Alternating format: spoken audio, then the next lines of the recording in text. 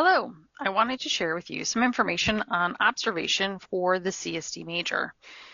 As we prepare you to apply for graduate school, one of the requirements is having 25 guided hours of observation. The requirement for guidance is from our national organization that wants students to observe ASHA certified SLPs who have had continuing education and supervision. This means when you go off campus, the SLP who will be able to answer your questions and any other insight that you have will be able to guide you through that session, and they'll have training on that. They want to avoid just having you observe without any proper support.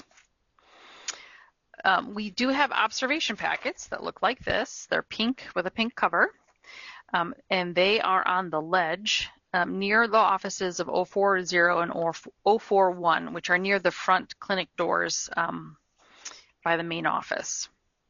If you can't find them, just ask someone at the window and they will be able to help you find those forms. We have additional separate forms in the black racks in the same location if you need extras. So to get started with observation, the packet will have general information about why and things that you should expect for observation.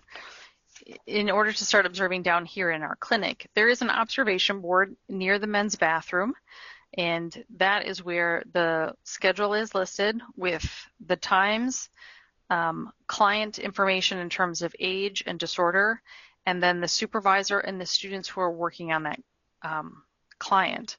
And then to the right of that is a signature line, and so you can sign up for clinic and observing in those clinical spots. Be sure to check the board before you come down for your observation, just in case it might have been canceled. There will be a black line through it indicating that something has happened and the session has been canceled.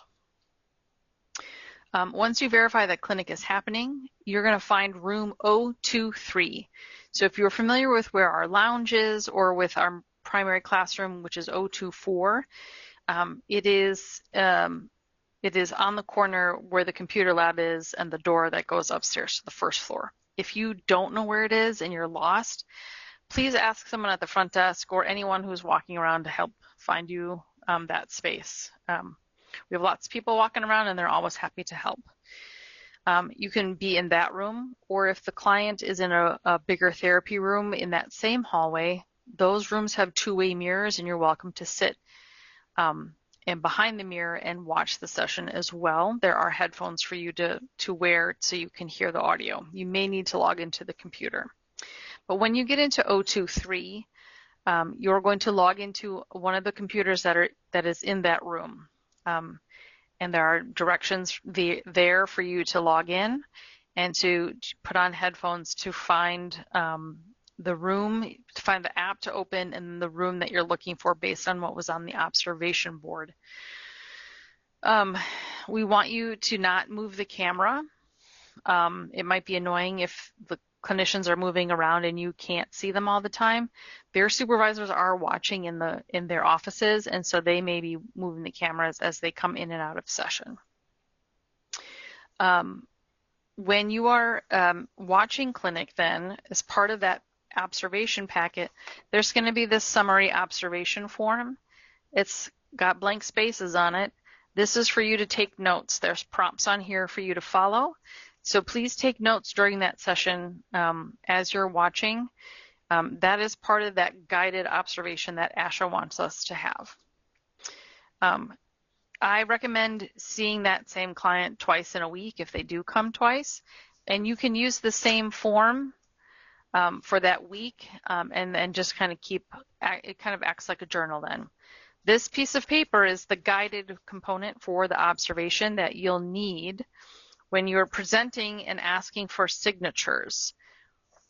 So we also have this log form. It's just a grid, but there's information on here for you to fill out. And then the last box is for the initials of the supervisors. Our supervisors are all ASHA certified and have their supervision CEUs, and they need to sign off on your form when you are done observing. When can you find them? Sometimes you can find them right away after clinic in their office. If you cannot get to them right away, please don't wait too long, maybe a week or so, and then come and see them and ask them for their signature. Please have this summary form ready when you ask for that signature so you can show them that yes, you did indeed observe the session and that these were the things that you had. They may ask you a couple questions, they may ask you what you thought, but that is the guided component of it. There are extra forms of these in that rack by Office 040 and 041. Okay, so you'll start to rack up your time on this form. There are extras of these as well. So that's the sort of the nuts and bolts of it. You're going to watch the session in-house, take some notes, and then turn around and get a signature from the supervisor, not the student. The supervisor needs to sign off because the students are not yet certified. If you would like to go off campus, we have a form for that. One note, while you're in 023, there also may be caregivers in there. And so do not ask them about if they are watching their client, their child or family member, and you are as well. Do not ask them about their client. That's not what this is. You're not interrogating them. You're not following up on anything that's going on with them. They're there just to watch, as are you. We also don't want you to be on your phones during this time. So if you have tablets or phones, please make sure that they are put away we want you to be focused on the task at hand and to show respect for the folks that are in there or the caregivers that might be in that room at that time. This is that first part of that, our leveling up for our professionalism. Now, if you're going off campus, we have a form for that. That's what this looks like. That's also in the rack as well. What this is going to do is it's going to ask you some information about the site, and then the day and the time or how long you were there, and then the supervisor and their signature along with their ASHA number.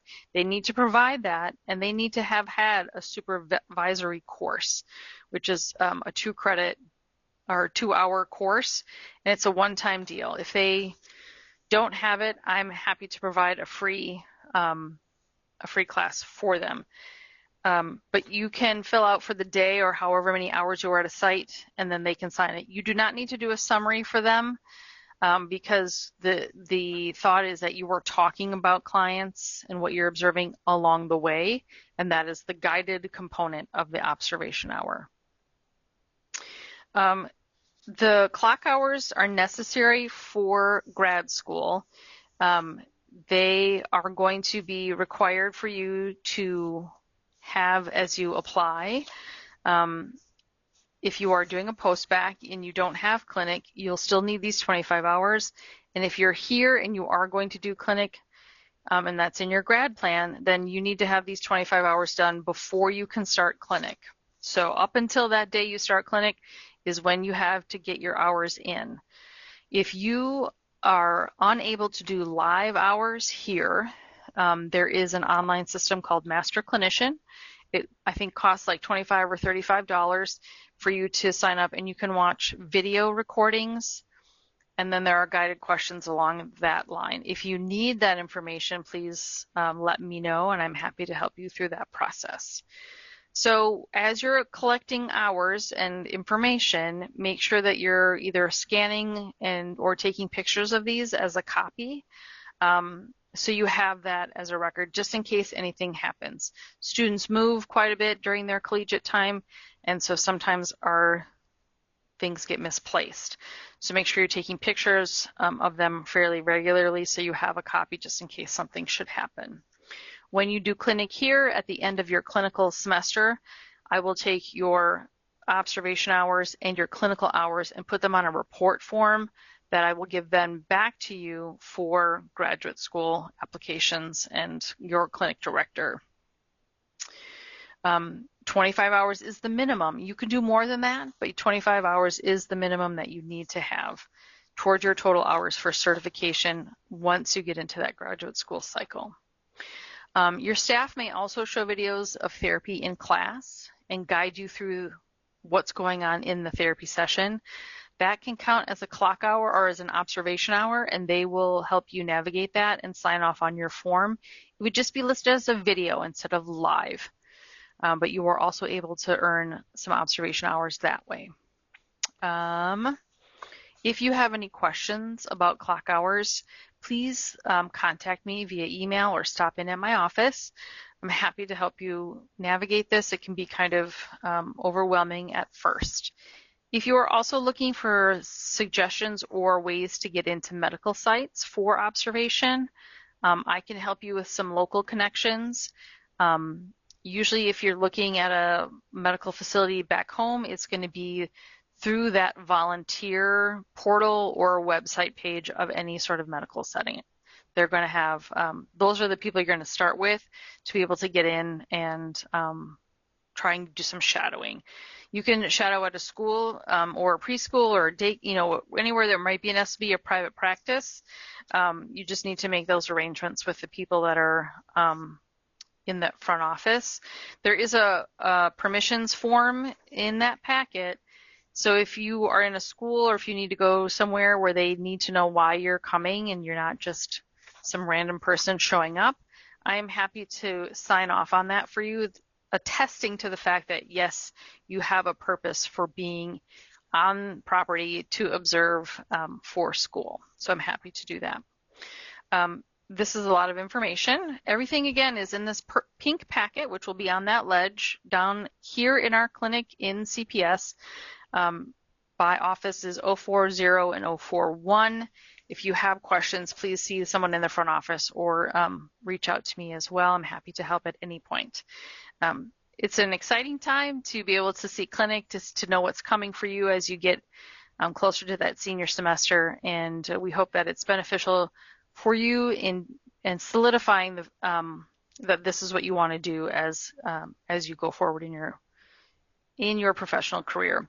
Audiologists, we can talk about what that means for you, and so I'm happy to talk to you about what audiology clock hours and observation look like as well.